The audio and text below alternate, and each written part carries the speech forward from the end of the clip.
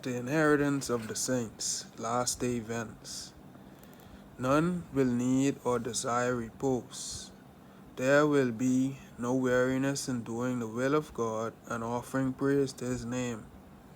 We shall ever feel the freshness of the morning and shall ever be far from its close. The acquirement of knowledge will not weary the mind or exhaust energies. Heaven is all health, happiness guaranteed. Jesus lifted the veil from the future life.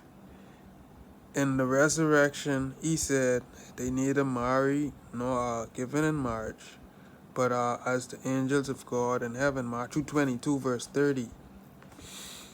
There are men today who express their belief that there will be marriages and births in the new earth. But those who believe the scriptures cannot accept such doctrines. The doctrines that children will be born in the new earth is not part of the sure word of prophecy. It is presumption to indulge in suppositions and theories regarding matters that God has not made known to us in his word. We need not enter into speculation regarding our future state. Workers of God for God should not spend time speculating as to what conditions will prevail in the new earth. It is presumption to indulge in supposition and theories regarding matters that the Lord has not revealed. He has made every provision for our happiness in the future life, and we are not to speculate regarding his plans for us. Neither are we to measure the conditions of the future life by the conditions of this life. Identity of the redeemed preserved. The resurrection of Jesus was a type of the final resurrection of all who sleep in him.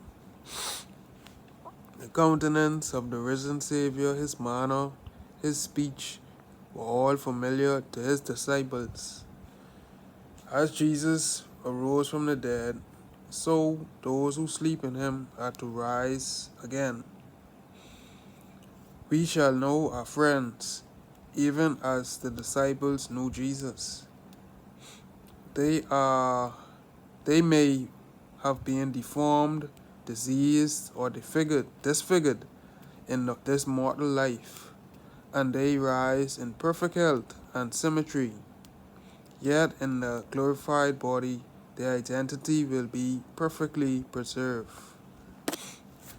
The same form will come forth, but it will be free from disease and every defect.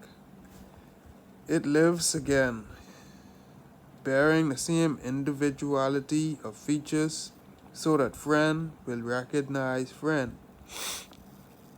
There we shall know, even as also we are known. There the loves and sympathies that God has planted in the soul will find truest and sweetest exercise. A ruddy complexion and a robe of light. As Adam came forth from the hand of his Creator, he was of noble height and of beautiful symmetry. He was more than twice as tall as man now living upon earth, and as well proportioned. His features were perfect and beautiful. His complexion was neither white nor sallow, but ruddy, glowing, with the rich tint of health. Eve was not quite as tall as Adam. Her head reached a little above his shoulders. She too was noble, perfect in symmetry, and very beautiful. The sinless pair wore no artificial garments. They were clothed with a covering light and glory, such as the angels wear, so long as they lived in obedience to God. This robe of light continued to enshroud them. the joy of seeing our family in heaven. We see in retinue of angels on either side of the gate. And as we pass and Jesus speaks, "Come, ye blessed of my Father, inherit the kingdom that is prepared for you from the foundation of the world." Here he tells you to be a partaker of his glory, of his joy. And what is that? It is the joy of seeing of the travail of your soul, fathers. It is the joy of seeing that your efforts, mothers, are rewarded. Here are your children. The crown of life is upon their heads. God's greatest gift, Christ, is Christ, whose life is ours, given for us. He died for us and was raised for us, that we might come forth from the tomb to a glorious companionship with heavenly angels, to meet our loved ones and to recognize their faces. For the Christ-like likeness does not destroy the image, but transforms it into his glorious image. Every saint connected in family relationship here will know each other there. Last day events, the inheritance of the saints.